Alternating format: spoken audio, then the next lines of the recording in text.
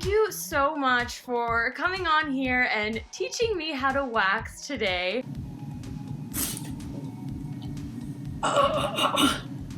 Wow. Can you tell our audience a little bit about yourself and what you do? Yeah, so I'm an esthetician here in Los Angeles. I work at Stark Studios, and I've been doing it for about 6 years now. I've been growing my leg hairs and my arm hairs, and I was like, I know I have makeup on, but I was like, let me just do the stash too in the end if we have time.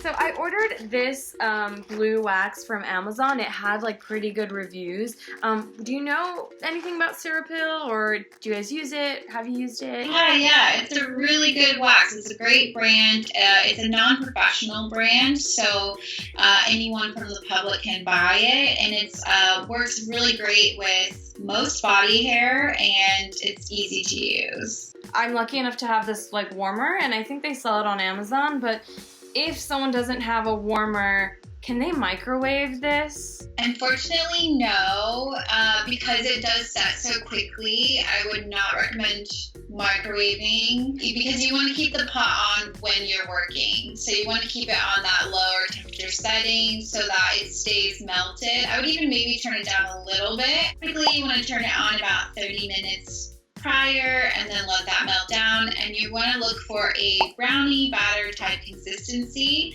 If it's too runny, it means it's going to be too hot, and if it's too thick, it's going to be too cold to spread onto your skin.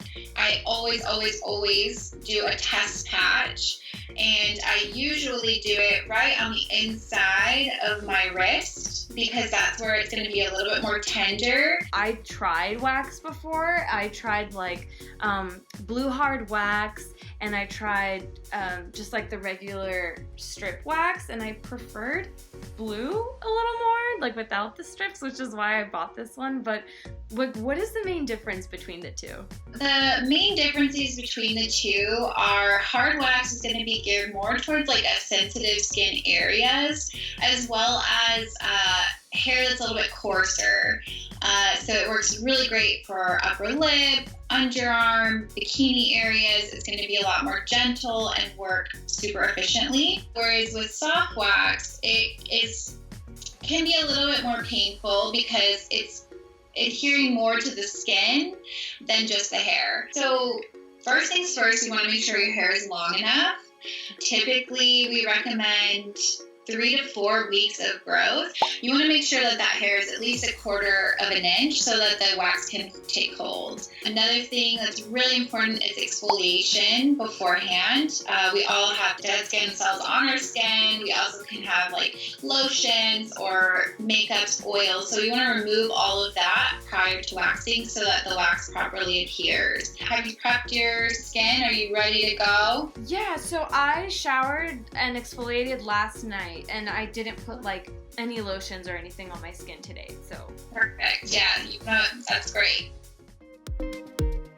So when you're laying the wax, you want to make sure that you know, starting at the top and then going with the direction of the hair. Oh. And then you're going to pull the opposite direction. Oh, exactly. I see. So like down and then just like. Oh, okay. So just you create a lip at the bottom to like pull. And I'm going to suggest for starting, do a small strip and start at the ankle. So start down and then we'll work our way up. Perfect. Yep, twirl, twirl, twirl. Twirl, twirl. Keep them moving. And the other good thing about this is like when you're twirling, you're kind of cooling the wax down. So it's getting ready to go to your skin. So now bring it over to where your hand is. Yeah. Yeah. And then go down. And then. Yep. Here it goes. Okay. You're going. Keep going. Keep going. Yeah. And now swoop. Ooh, sorry. And then just go back over it. Pressure. Down from here. Down from there. Exactly. Pressure, pressure. You want to make sure that the wax is like a fairly even color. Oh. So you said there's some darker, some lighter. Yeah. So I just keep going over that? Let's go over one more time. Oh my gosh, this is harder than it looks. go ahead and tap the wax. Feel it, how tacky it feels. Ah, yeah.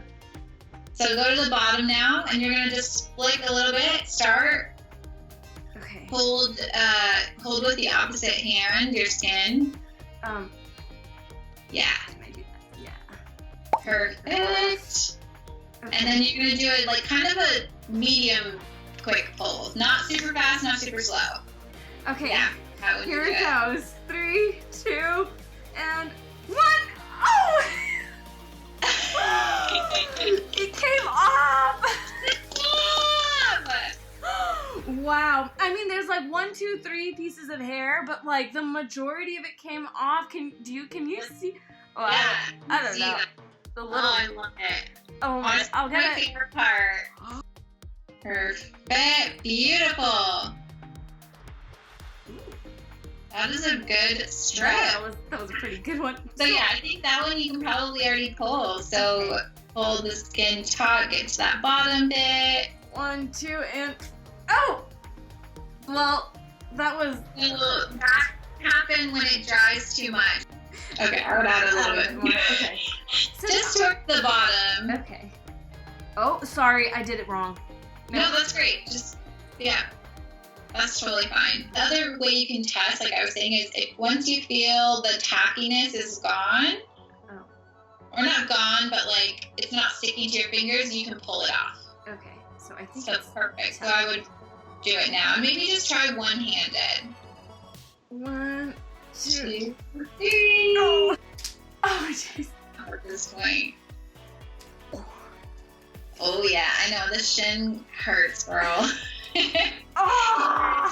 Usually, we'll do a cleanup strip, is what I call it. So I do one going down, and then I'll do a cleanup strip going opposite way. So once the majority of the hair is gone, I go in and I go the opposite direction, and that will usually pick up a lot of those little missed hairs.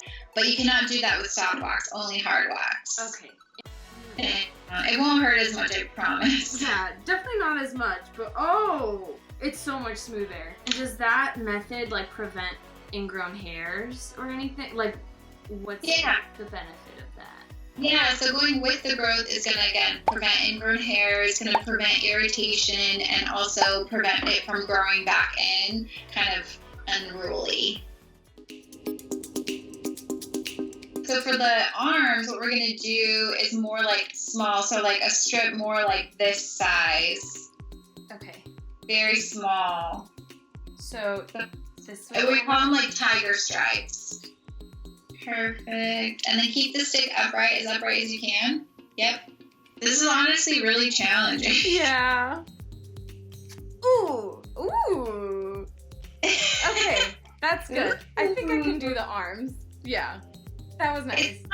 They're not as painful, but they are just the angles are a little bit more challenging. Right. Ooh. Yeah. Yeah. Ah.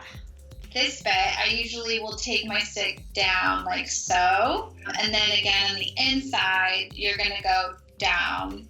Just with the growth of the hair.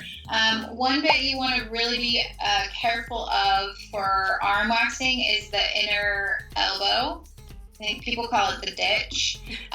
This is a very, very sensitive area, so I always apply extra oil in this area and make sure that I'm holding taut and it's not loose, because you can hickey yourself right there. What areas should people avoid waxing themselves? I mean, I guess I would probably say don't attempt doing your bikini line or your Brazilian if you've never done that before. And your brows.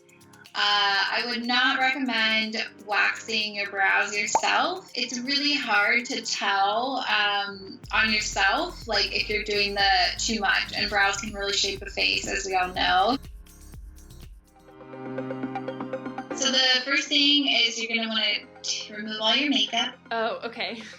in that area. Because if you don't, it's just going to roll right off. Yeah. So the facial skin is obviously a bit more sensitive, and it also is super important that you're not using any retinol products, that you're not on any over-the-counter acne medications or even antibiotics, because all of those can thin the skin and cause lifting of that area. So what I do is I usually go down for the first time and then remove.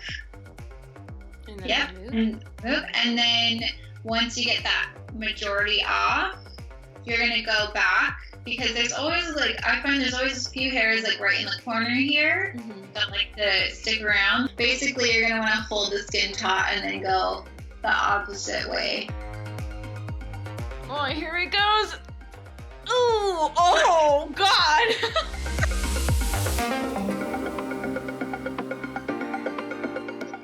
Oh God.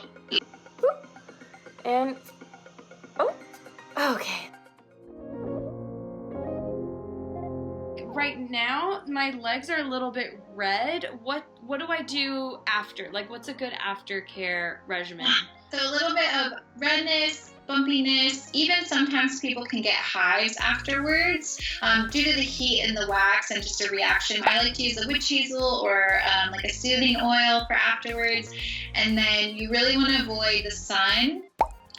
So tanning for 24 hours, hot tubs, pools, or any sweating or vigorous activity just for a couple of hours to the next day after waxing. Because waxing is exfoliating, you don't have to exfoliate for a couple of days, but then once you're a couple of days into a week in, you're going to want to exfoliate 2 to 3 times a week so that you help prevent the ingrown hairs. You're going to remove the dead skin cells, and it's going to help everything to come up smoothly. So I'm gonna continue and finish off any of the missing pieces I didn't get to, and then apply witch hazel after. I think you're going to be totally fine. You have picked it up super well today. Just remember going with the grain of the hair, going over once, maybe twice for a backward strip, and if you get stuck, you can use oil to remove any excess wax. Amazing. That's super helpful. Thank you so much. You're so welcome. Awesome. I'm so happy to be here and help you out. Thank you. I really, really appreciate it. I'd be lost without you and rip my skin off. It's been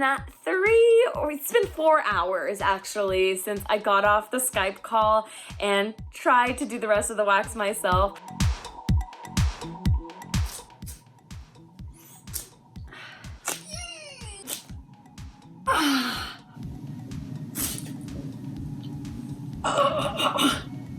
Wow.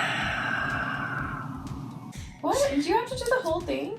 We'll have to get a before and after. Oh. Can't you just shave it off? No, that's called cheating. Hard! My 3 weeks of hair is right here, ladies and gentlemen. 1, 2, and... Oh. Okay. Wow, look, it just wanted to bring me misery. It wanted to break, but it didn't. I